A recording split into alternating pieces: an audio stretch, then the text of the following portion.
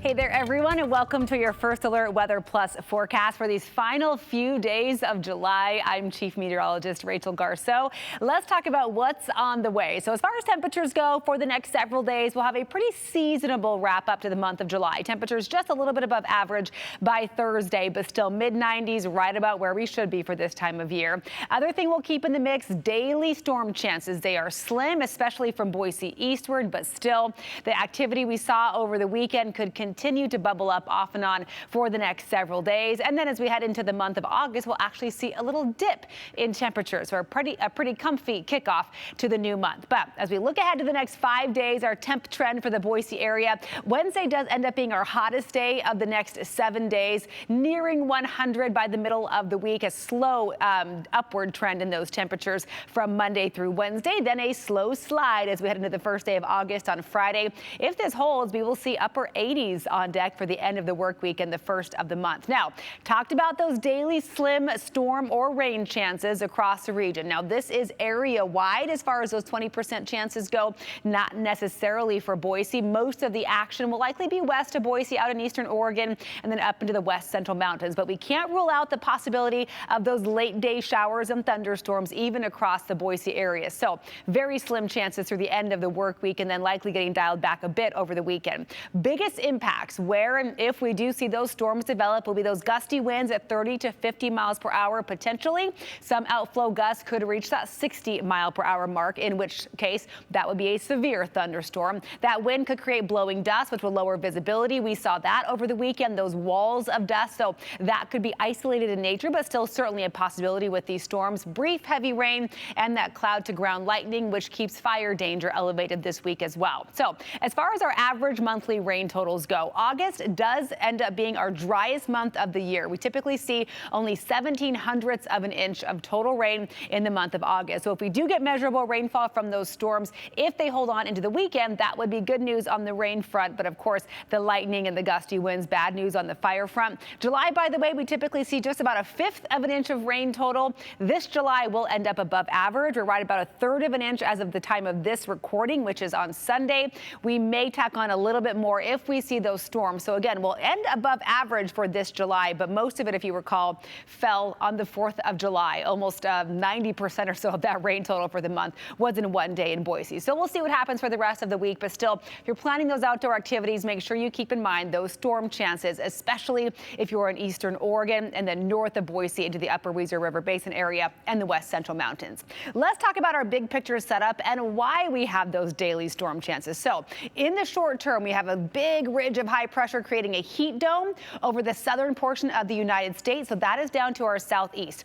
Off to the northwest, we see a very well-defined low-pressure system spinning in the Gulf of Alaska. These two features will stay almost stationary in the coming days. And that around those systems, we will have this southwest flow, which will pump moisture and continue little disturbances coming and going through the next several days. So watch as I put this into motion. I'm going to let us roll out here through Monday, through Tuesday, through Wednesday, through Thursday, all the way to the end of the work week and on into the weekend. You can see each of those systems has barely budged. So that's why our day-to-day pattern is very predictable, with those temperatures inching up a little bit through Wednesday and then slowly sliding on Thursday as this ridge will get just a little bit suppressed over the weekend, as finally that low pressure system will be on the move. It's not going to have any big impacts, but it will roll off to the north over the weekend into early next week. So that looks like by the first work week of August, so that Monday and Tuesday, about a week from now, we will likely see temperatures start to climb again, but still we'll likely see temps right around upper 80s, low 90s for the weekend.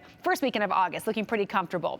What will not be comfortable are temperatures and the feels-like conditions for folks in the south and the southeast across the United States. I want to put this into perspective. So here's the forecast high temperatures for the first day of the work week this week on Monday. You can see readings generally hot, mid to upper 90s from Des Moines through St. Louis all the way into southern Texas. Now, humidity we know is a factor across the central and southern portion of the United States. Not so much for us here in the west, but still, as I flip this over to what it will feel like on Monday, you can see those feels like or heat index temperatures rising well into the triple digits. And in fact, in the Midwest, these areas shaded here in hot pink, there's the potential for that heat index, or feels like temperature when you factor in the actual air temperature and the humidity, to rise as high as maybe 120 to 125 degrees. That's because of a phenomenon called evapotranspiration, or better nickname for it is corn sweat. And so that's where moisture being evaporated off of those millions of acres of corn plants that are growing right now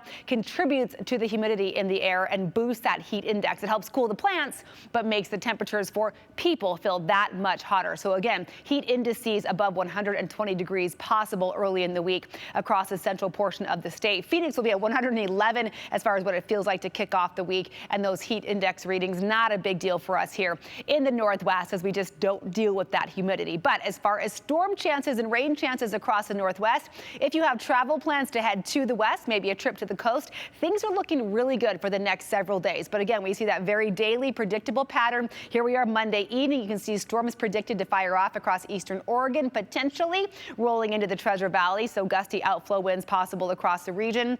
All of these storms will die down after sunset, and it takes until about 24 hours later for that heat to really take hold, for those storms to bubble up again. So here we are Tuesday afternoon and evening. You can see south central Oregon seeing some pretty strong storms, just some pop-up storms possible again across southwest Idaho. Those clear away, and we'll have plenty of sunshine during the daytime hours on Wednesday, with again a slight chance of some storms moving in. But you can see across the Pacific Northwest, some clouds are possible. South central Oregon, as we saw, has storm potential, but along the west coast itself, things are looking pretty quiet for the next several days. All right, let's say you're heading up to the mountains in the coming days instead of heading off to the coast. We will see those storm chances, in particular Monday, Tuesday, and Thursday across our west central mountain locations, but there is a slim chance even Wednesday and Friday that we could have a stray storm firing off. But you can see temperatures stay very comfortable, and it'll be sunny in the morning, potentially partly cloudy each afternoon. Morning lows in those 50s for most of our mountain locations, afternoon highs in the mid 80s through the end of the work week, and then very comfortable over the weekend. First few days of August, those temperatures slide into the 70s. If you're hanging out this week in the Magic Valley, storm chances for you are very slim. We're talking about 10% or less most days. Biggest impacts would be storms near the Twin Falls area that could send some outflow winds your direction, but otherwise sunshine prevails, as does heat for the Magic Valley. So we'll see those temps above average Monday through Wednesday, low 90s. Normally Twin Falls is around 90 degrees to wrap up the month of July. We'll get below average Thursday and Friday, as those temps will dip into the upper 80s, mid 80s for the first weekend of August, with mostly sunny skies. So a really comfortable kickoff to the new month. All right, as we look at the 7-day outlook for the Boise area, we talked about those daily storm chances every afternoon from Monday through Friday. Again, Boise eastward, low chances. You get a little west of Boise, those storm chances do increase just a bit. Temperatures also on the increase, so mornings are going to be your best bet for any outdoor exercise or mowing the lawn. Those after dinner walks will be pleasant the closer you can get to sunset, which by the way is about 9-10 or so in the coming days. We'll stay in the 90s until Thursday. The 1st of August sees our temps slide into those upper 80s, and then for Saturday and Sunday we just hover around 90 degrees with mostly sunny skies every morning and a few clouds building in each afternoon. That'll do it for this week's First Alert Weather Plus forecast. We'll see you next time.